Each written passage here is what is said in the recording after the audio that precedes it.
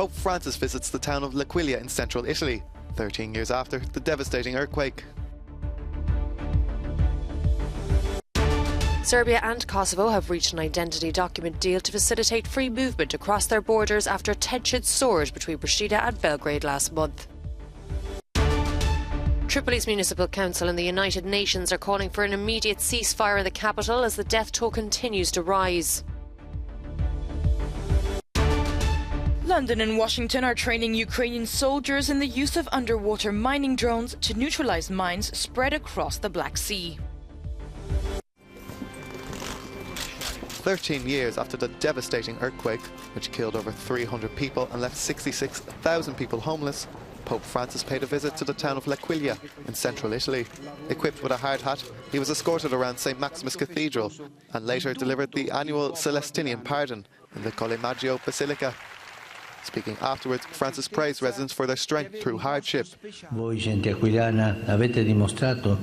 the people of L'Aquila, have shown a resilient character rooted in your Christian and civic tradition, which has enabled you to withstand the shock to the system and immediately begin the courageous and patient work of reconstruction. The St. Maximus Cathedral was one of the many buildings destroyed back in 2019 during the earthquake. The quake shocked the Abruzzo region, measuring a magnitude of 6.3. It was the first Vatican visit to L'Aquila since Pope Benedict XVI visited back in 2013.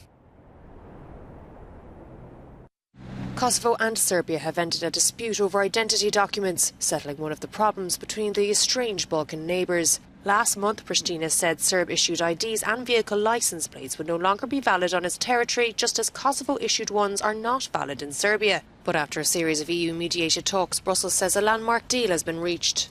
Serbia has agreed to abolish the entry-exit document for Kosovo ID holders, and Kosovo has agreed to not introduce them for Serbian ID holders. Kosovo Serbs, as well as all other citizens, will be able to travel freely between Kosovo and Serbia, using their ID cards. The European Union has received guarantees from Prime Minister Kurti to this end. The announcement follows a flurry of international efforts to defuse tensions between both sides, as NATO peacekeepers stepped up their presence in northern Kosovo. While the licence plate matter has yet to be resolved, Brussels has called on the leaders of both territories to work towards a solution. Chaos continues on the streets of Tripoli after deadly clashes broke out on Saturday between militia backed by Libya's rivaling administrations. So far, 32 people have been killed and 159 injured. The Municipal Council has condemned the parties battling for control of the oil-rich country and has called on the government to bring back stability. This member from the Council of Elders says the civil society institutions in Tripoli appeal to everyone to be calm. We remind them that bloodshed and the intimidation of civilians is forbidden. Legal and criminal prosecutions will affect everyone who was at the cause of the situation in Tripoli. God preserve Libya. When longtime autocrat Muammar Gaddafi was ousted by a NATO-backed uprising in 2011, the North African nation was thrown into turmoil. The United Nations are calling for an immediate ceasefire as fears mount that this escalation could shatter the relative calm the country has enjoyed for most of the past 2 years and spark a major armed conflict. The British Royal Navy has begun training a dozen Ukrainian soldiers in the use of underwater minesweeping drones in hopes of securing Ukraine's waters. The training program is set to last 3 weeks and trains the soldiers to locate and neutralize Russian mines in the Black Sea. This is underwater drone that will be very useful for us to clear the sea area, especially the very critical region in Odessa, close to Odessa region, to find the mines. Along with the training, Ukraine is set to receive 6 of these underwater drones, which use sonar to detect underwater explosives. This comes after Russia has been blockading the country's seaports for months, paralyzing food and grain exports and causing a sharp spike in food prices around the globe. They should be able to clear a main route out of their ports very quickly. That is very important because there is immense pressure, global pressure, to actually start shifting what one could call a grain mountain that's backing up in Ukraine. And it's not just grain, it's also vegetable oil and maize. and this needs to start moving. Demining operations are also underway on land, where bomb disposal teams are constantly finding unexploded shells and mines near Ukraine's front lines and affected civilian areas. The demining teams receive dozens of calls every day to get rid of this almost invisible scourge.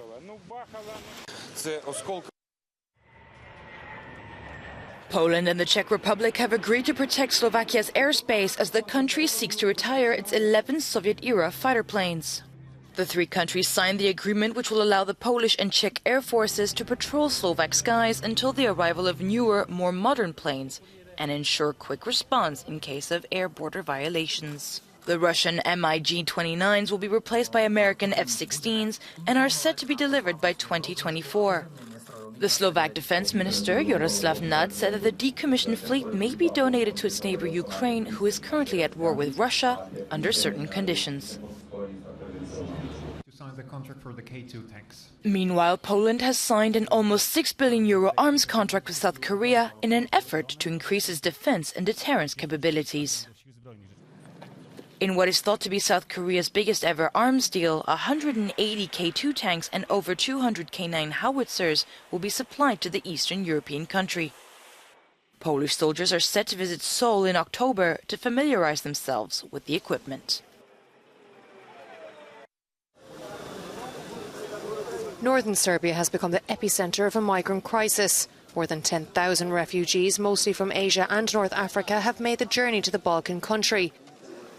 Many are attempting to enter the European Union from the city of Subotica, on the border with Hungary. Despite a 4-metre-high fence built by Hungarian Prime Minister Viktor Orban in 2015, border agency Frontex says more than 70,000 migrants have been detected on this border route since the beginning of January, 3 times the number of refugees seen in the same period last year. While Hungarian authorities have been successful in pushing back some of the migrants, many are determined to find a better life further west. According to Austria's Ministry for the Interior, nearly 42,000 people have lodged asylum applications since the start of the year. At least 6 people have been killed in the Netherlands after a lorry ploughed off-road and into a community barbecue on Saturday. The incident took place south of Rotterdam and has left 7 more in hospital. Police say the driver, a 46-year-old Spaniard, was not driving under the influence of alcohol when he lost control of his vehicle. However, an investigation is underway. India demolished 2 residential high-rise buildings outside New Delhi on Sunday in a dramatic spectacle carried out on live television. The 100-metre-high buildings were subject to corruption, containing between them nearly 1,000 apartments that were never inhabited over 9 years. 3,700 kilograms of explosives were used, becoming India's biggest demolition to date. Prince Charles has guest-edited an edition of the British African Caribbean newspaper The Voice, which celebrates its 40-year anniversary. The special edition is set to be released on September 1st. The publication includes an exclusive interview with black British actor Idris Elba, who starred in The Wire and several Marvel movies. Elba expresses his gratitude to the Prince of Wales, saying that a grant from Charles's charity changed his life.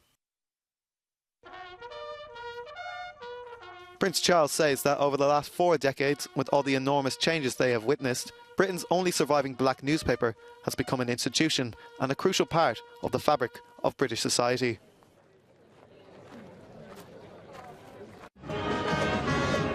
Music, dance, food and a parade are making their way through the streets of Notting Hill once again, as its carnival is back in person for the first time since 2019.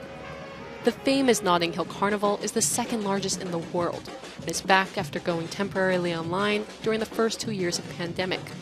The event is famous for its celebration of Caribbean culture, and its origins date back to the 1950s, when activists began organizing gatherings after racially motivated attacks in the area. This year, organizers are planning a 72-second silence to remember those who died in the Grenfell fire. The cost of living crisis is also expected to impact this year's carnival, as organizers claim that some people could not afford its staple extravagant outfits, and some bands were unable to attend.